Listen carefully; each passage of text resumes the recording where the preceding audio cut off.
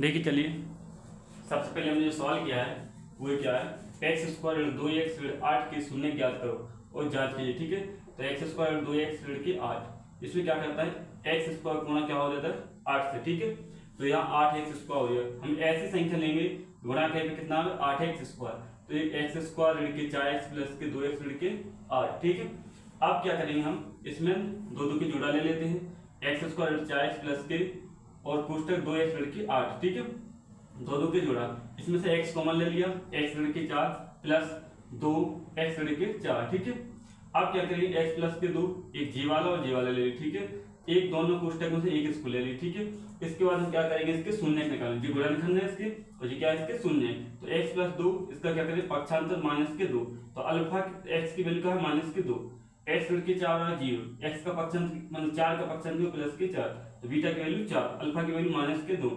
जब जांच करते तो शून्य का एक फल बराबर होता है ऋण के b बटे a, तो अल्फा प्लस बीटा बराबर क्या होता है ऋण के b बटे a। ठीक है, अल्फा की वैल्यू जी है, बीटा की वैल्यू प्लस के 4, b की वैल्यू हम कहा सकते हैं माइनस के 2 और a की वैल्यू कुछ नहीं है, करेंगे 1। ठीक है, आप क्या करेंगे ऋण का गुणा ऋण से होगा तो प्लस का 2 हो जाएगा और 4 माइनस प्लस 4 प्लस के माइनस का सॉरी प्लस के 4 से माइनस का 2 क्या बचा 2। तो ये देखो राइट हैंड साइड और लेफ्ट हैंड साइड दोनों साइड पक्ष क्या है बराबर है। ठीक है, अल्फा इंटू बीटा बराबर क्या होता है c बटा a, ऋण का 2 गुणन 4, अल्फा की वैल्यू जी बीटा की वैल्यू बराबर c की वैल्यू क्या होगी माइनस के 8, तो माइनस 8 बटे में 1 से भाग देंगे 8 में कितनी बार जाएगा 8 ही बार, तो माइनस के 8 बराबर माइनस के 8, माइनस से माइनस कट गया 8 बराबर 8, राइट हैंड साइड बराबर क्या होगा लेफ्ट हैंड साइड। ठीक है, इस प्रकार से शून्य ज्ञात करते हैं, उनकी जांच भी करते हैं। अगला सवाल देखिए इसी का,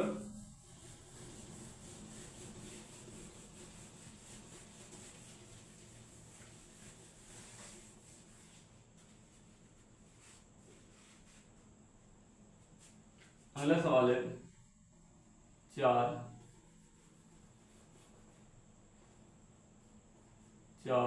s स्क्वायर माइनस के 4s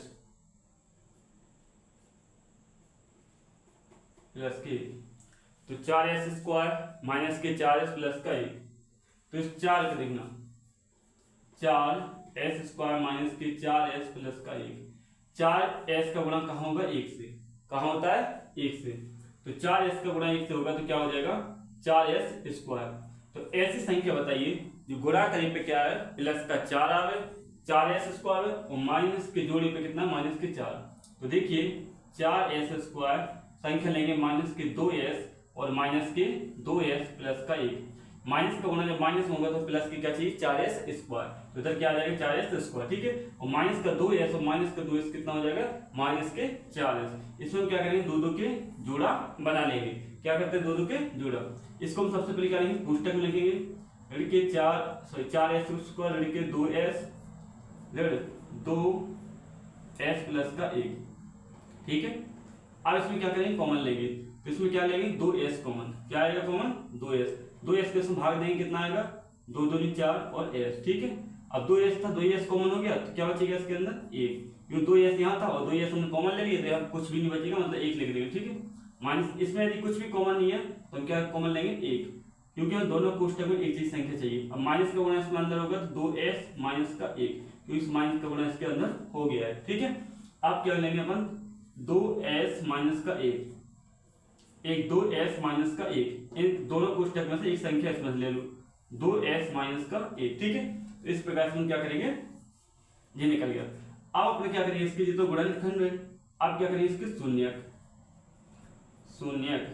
तो 2s माइनस के 1 बराबर क्या करेंगे 0, तो 2s बराबर माइनस करेंगे तो प्लस का 1 आएगा, s बराबर क्या होगा 1 बटे 2, फिर क्या करेंगे 2s माइनस के 1 बराबर 0, तो 2s ऋण का 1 तो प्लस का 1 आएगा, तो s बराबर 1 बटा 2।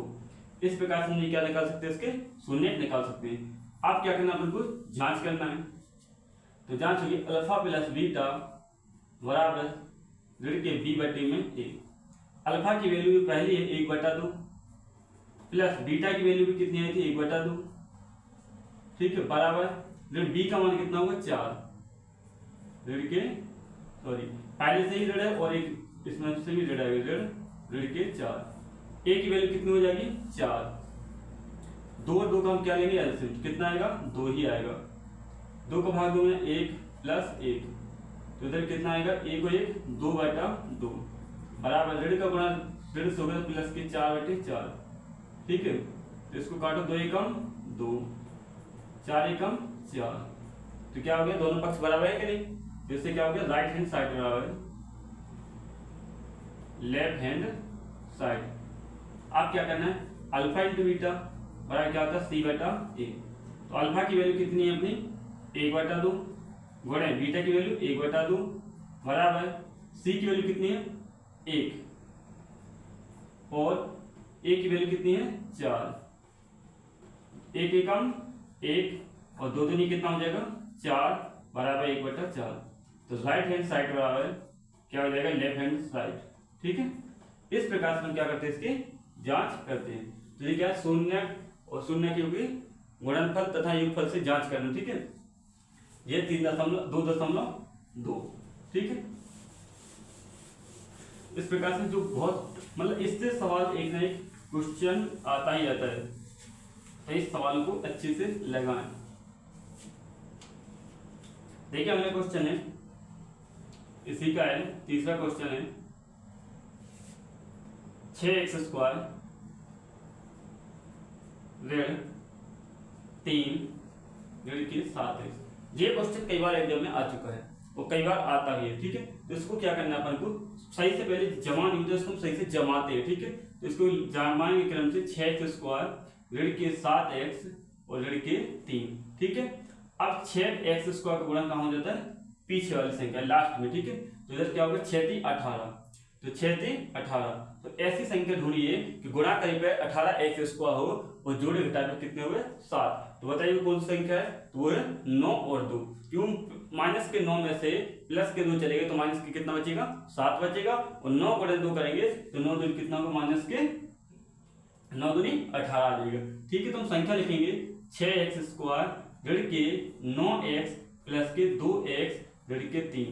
आप ऋण के 9 ने क्यों लिए, क्योंकि हमें इधर माइनस की संख्या बचना चाहिए, ठीक है। तो ऋण के 9 में से प्लस के 2 चलेगा तो कितना हो जाएगा माइनस के 7x और ऋण के 3। अब इसमें क्या होगा 2 के जोड़ा बना लीजिए, क्या करेंगे 2 के जोड़ा।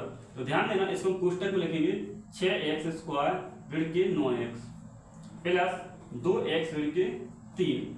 अब इसमें क्या करेंगे कॉमन लेंगे, तो देखिए 2 कॉमन ले लो, 2 और साथ में इसमें x इसमें x, तो 2x कॉमन आएगा, क्या आएगा 2x, तो 2 का भाग देंगे 6, 2 3 6, 3x ऋण